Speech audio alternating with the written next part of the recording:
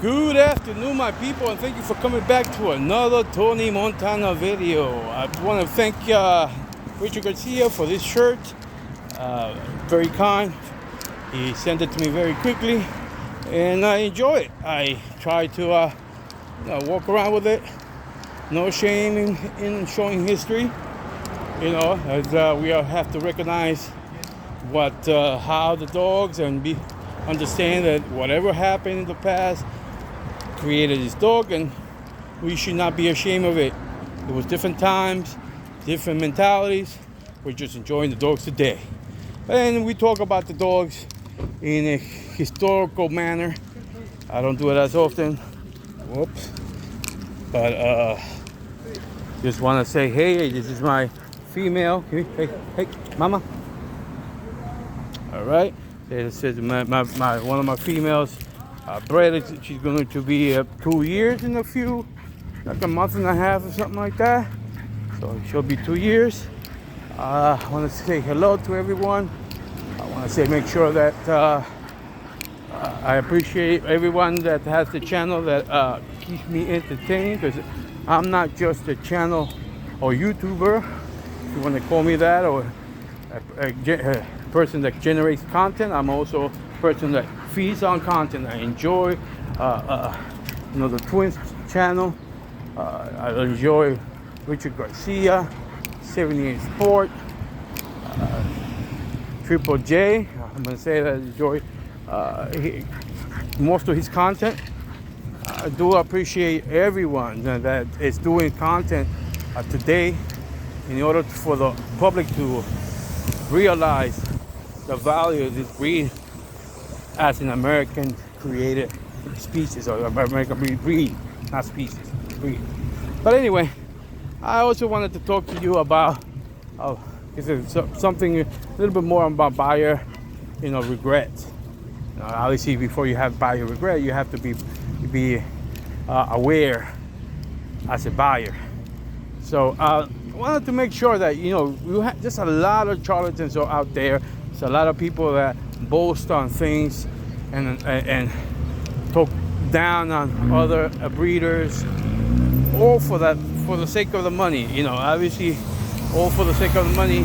They will do everything and say anything to get the next puppy sold, and this means inflating or fully lying about accomplishments. Especially when you don't see a backup. If they're telling you their dog, as an example, they are great. They have won a lot of awards in weight pulling or whatever other dog sport that they want you to say. They want you to believe that they have all these merits. They should for sure be showing something to back it up. It's obviously as other things may not be, as popular. But again, if you're boasting on something, if you are boasting on it as a seller, then you definitely have a higher level of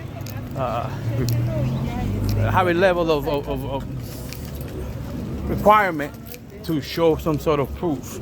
Okay, prove that what you're saying is true. Like for example, if a boxer said, "Hey, I'm a champion, so and so," what organization, and obviously you can just go to their organizational website and prove it. Somehow have the ability to prove it. I also want to make you thoughtful. Hold on, let me pause it here. Okay, sorry about that. I had to pause it in case there was some sort of issue with the music. Although I don't monetize, I just don't want more issues. When you buy a dog, you have to realize that there is no perfect dog. There is no perfect dog. There's nothing, especially for this breed. Especially for breeds that are working breeds, that dogs bred for work. Say, mama. Dogs bred for work really don't some of the requirements, some of the things like being good pets isn't the top priority of a breeder at that for working breeds. So you will have more issues than if you breed or buy from a breeder that his aim is to make, you know, pets or pet level dogs. You know, I definitely, that's why one of the things I tell is this breed, I won't sell this breed to anyone. I won't sell this breed to, I guess, most people. You really have to have some level of experience, if not with the American Pitbull Terrier, at the very least with working breeds bred for work, be it German Shepherd, being Doberman Pinscher, Malinois. You know, those dogs, the breeder's main concern is not being a pet. The breeder's main concern, if they're coming from working lines, write that down, working lines, they're coming from working lines, they are not going to be, or there will be a higher probability that they are not going to be perfect for household living, right? You can definitely train and mold the dog or teach the dog what genetically hasn't been bred to it, such as not being in the house, such a thing. You know, you have to have a lot of interaction with the dog. Come on, and work more with a dog bred for work. And let's face it, you know, these, generationally speaking, these dogs have been living on chains, not in households. A lot of these dogs have been chain spots for generations, and for generations they haven't been, you know, break with the thought of them being nice in the household, that them being, you know, quality pets. And again, you have to keep in mind that there are some breeders out there that are breeding for pets, but boasting and trying to give themselves accolades of merit for working dogs, for working lines, which obviously they aren't doing. They aren't breeding because they don't want a lawsuit, for example. They don't want the dog to act a fool. Not saying directly that it's going to rob a person or their family, but many other things can happen. You know, so just keep in mind that you know, a person that's selling a dog, or person that is in the business of selling dogs, is going to tell you they are the best. They will tell you, give you exaggerations of merits, and if they've been lucky enough to sell to or give away dogs to, you know, people that know known or popular people, famous people, they will use that as some sort of acknowledgement that they know they're selling quality dogs. But you know, you also have to say, okay, he's a famous guy. Let's see if I sold, or if I gave away or sold a dog to Sean Penn or whoever, man. You know, whoever's famous. I'm not. Whoever's famous in sports or acting, meaning they're great at what they do. It doesn't mean they're expert at in this breed. So don't take the celebrities taking that dog as a confirmation of the quality of the dog. Hear that? Especially because they don't know. Most of these people, you know, don't know anything other than their sport. They're concentrating on this sport. So if you're selling or buying a dog, you have to make sure it comes with ADBA registration. If not ADBA, you know, there's a couple of qualified, very few others that are qualified as registries, but the dog should be registered and the parents DNA tested. Especially if you're gonna put a good amount of money, because a lot of these guys want to fool you. It's like, oh, I'm charging more because they're the better. And you won't be able to get this quality anywhere else. You know, that's their sales pitch. Again, because they're in the business of selling dogs. So if you notice that they're constantly patting themselves in the back, that's freaking another sign that the person you're looking at is not the right person to buy dogs from, because they're and if you notice, they're kind of like egotistical, because if they're the only ones giving themselves pets, if the fraternity, a society of this breed, for example, all the people that are in these into these dogs, we all know each other.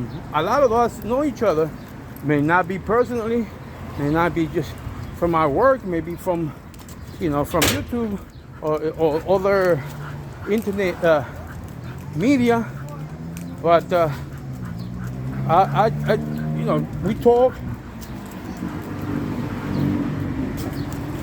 we talk and try to let each other know what's going on. I just paused there that my dog wasn't going to do anything, but I can trust my dog. I don't trust strange little kids or strangers. Little kids that are strangers, not strange little kids, right?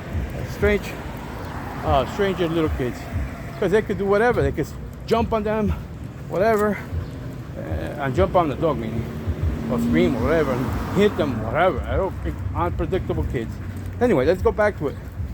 So you can't be regretful when you're buying these dogs, as long as you're picking from a line you're looking for. If you're looking for a working line, then make sure you do your math, and do your research.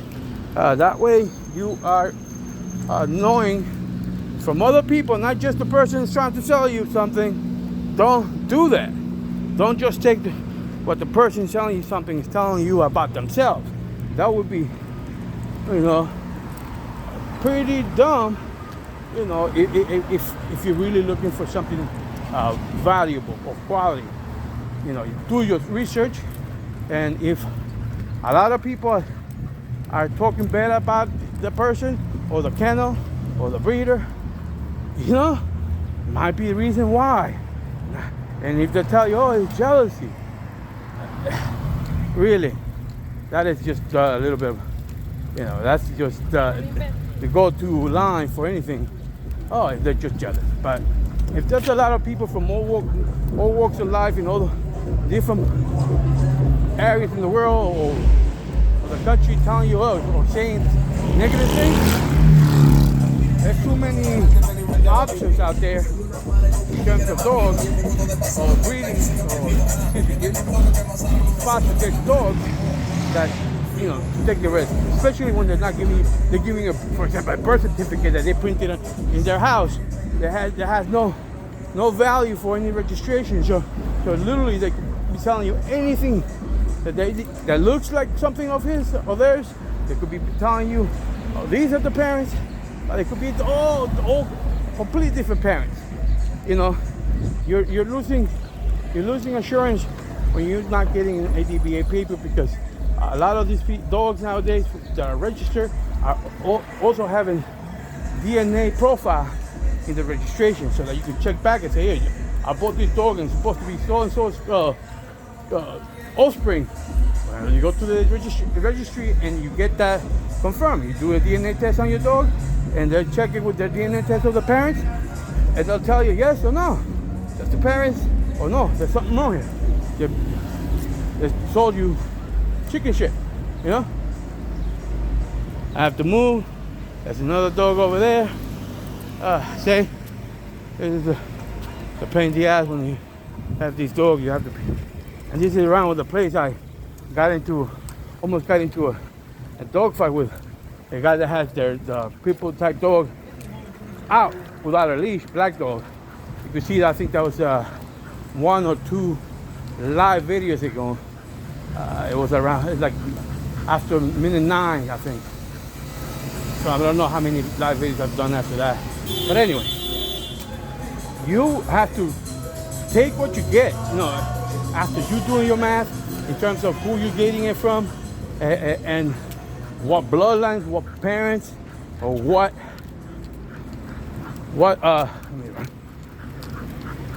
family, what group of dogs you want on that 4th-generation pedigree. You know, because obviously you're not looking for one dog repeated many times. You prefer to. And this is not me inventing this idea. This is an idea has been around since, you know, breeding. You know, you're looking for a grouping of animals that have similar genetics, and you combine them in the pedigree. You know, you're combining different within the 4 generations to get the best results. I'm not the one that invented this thought.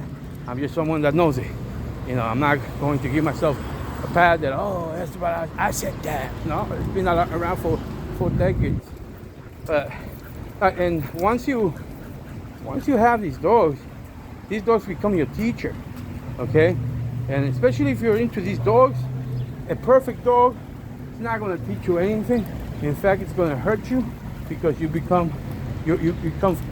have an inflated confidence or inflated ego, because you kind of feel like after time you forget that the dog is smart, you forget that the dog has been bred a certain way, and you're like, you know, I train them. I'm doing it because that's me. It's me.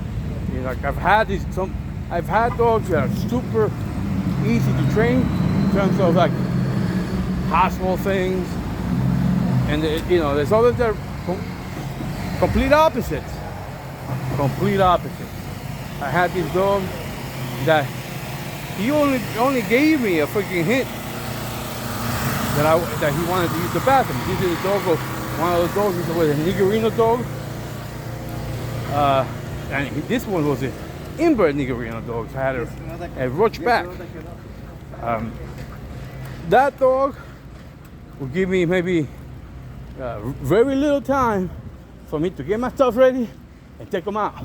Otherwise, he will be a pool in the house. It was a pain. It was a pain. But I accept it as part of the breed, and I accept it as that not being one of the main traits that I'm looking for in the breed. So you have to think that way. Oof.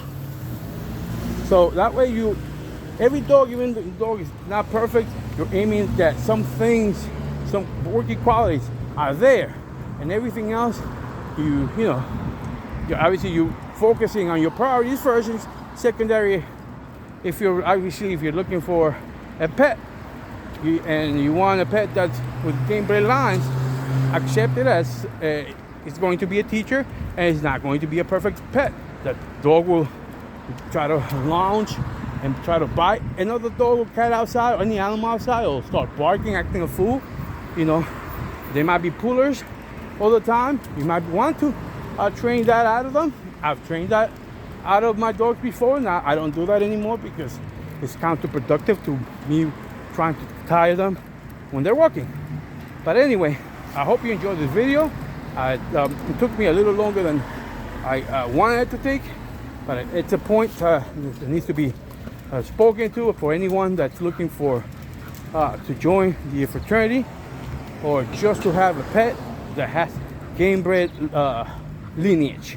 Okay, remember, if you're looking for game bred lineage, the lineage includes generation upon generation, multiple generations of those being raised and living their life on the chain, not inside the house.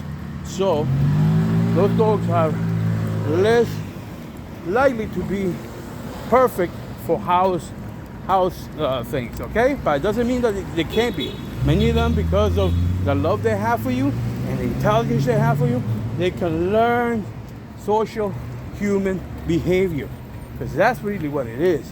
Okay, you know, learn them the human social behavior, so that way they understand what people are talking about and everything. Anyway, this is Tony Montana. Until next time.